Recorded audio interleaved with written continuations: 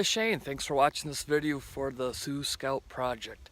Today I'm out on a little grouse hunt in the neighborhood. You see I got the old shotgun behind me and I'm wearing this chest rig made by Original ESSE. It's their micro 12 gauge rig, and this video is not about that because this channel is really not about that kind of stuff. I'll probably do a video on my other channel after I get some more use out of this thing.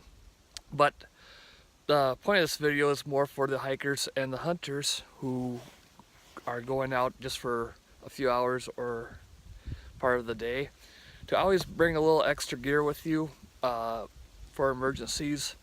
You know, every fall guys like me go out in the woods bird hunting or deer hunting or whatever, and they get injured or lost and end up spending the night in the woods.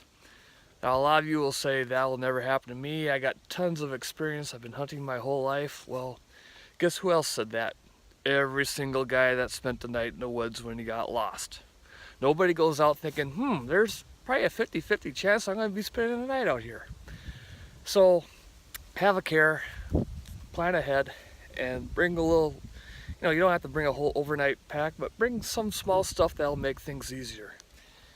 As you can see, I got this large admin pouch, and I got it full of miscellaneous items. I'll just kind of show you a few of them.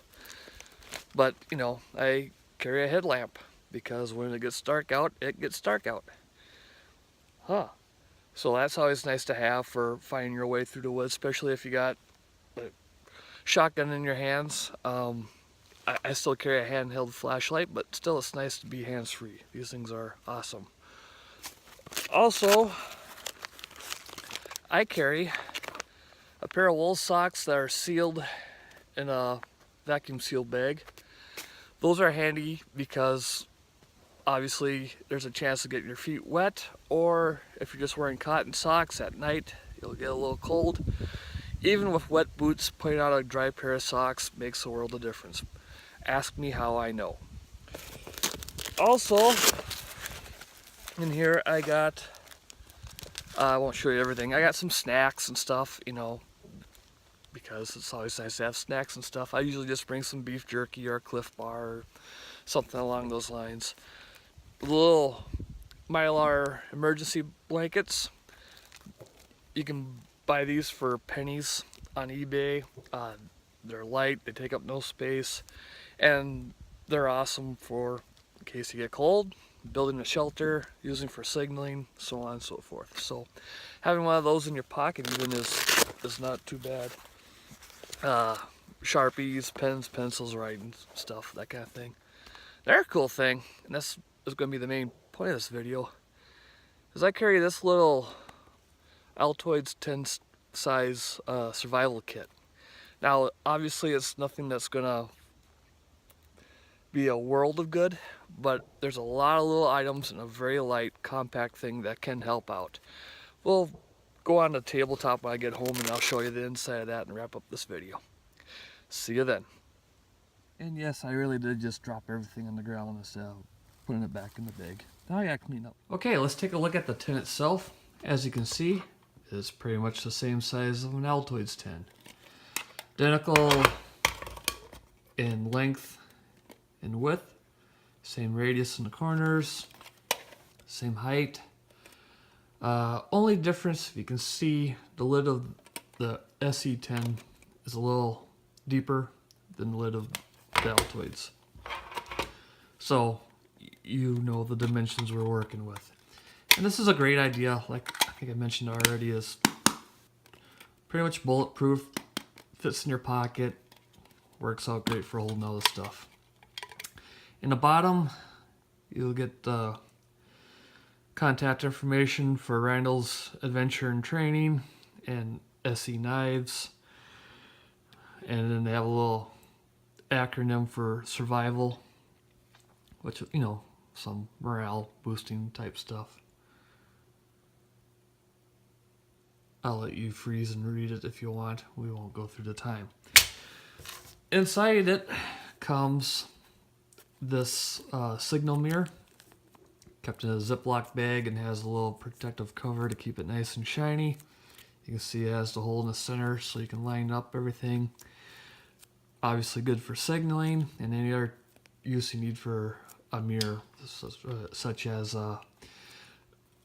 doing first aid on yourself. You may need to be able to look at something that you can't see normally. You could probably use it for fire starting as well if you're good at that.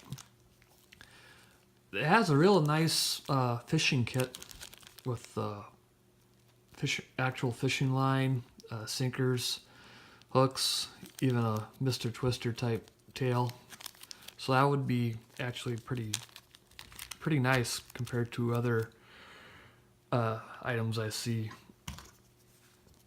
Here's a little signaling device. It's a Bright Strike. Has 3M backing on the back here. It's a tape so you can affix it to yourself or other, your base camp, or whether it has a signal. It has like a little LED light in the middle. So like if you're in a group, you can put on each other's backs so you can follow each other through the woods without making noise, all that kind of stuff. A little Ziploc package of fire starter. Looks like some cotton. Kept waterproof. That's kind of a nice little thing. And for that, a little fire striker.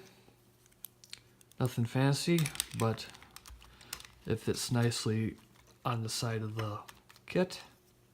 On the other side, a little straight edge razor. Again, nothing fancy, but can be used to cut everything that comes in this kit or whatever you need, such as some cordage, a 2mm diameter cordage goes in here, and some some brass wire, great for lashing things together, repairing items.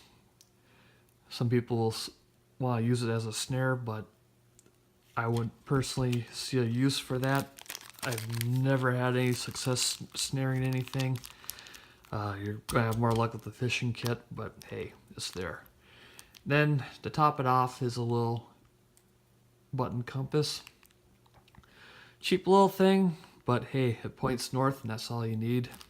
Typically, I'll have a compass with me when I have this with, but it's nice to have a backup to verify, or if you lose it or anything. So that's the kit. Nothing fancy, but it has some basic stuff that could be pretty useful, and it's nice and compact. So there you go. So that's a look at the Altoids 10 style survival kit from ESSE. I think it's a good one. It's my favorite. Obviously I bought it. But there's other options like that out there that are, similar or a little different. And of course you could always build your own. I mean, that's always fun to do. Build your own kit of whatever, so you have it tailor-made to your specific needs, if you will. Or you can always do the hybrid method of buying this kit or a similar one and taking out the items that you find useless and replacing them with items you find useful. It's, there's no rules against that. And it's best to have all your kits and gear, etc., tailor-made to your specific skills, your area, your interests, your needs, so on and so forth. So, hopefully you found this interesting, and I'll see you later. Bye.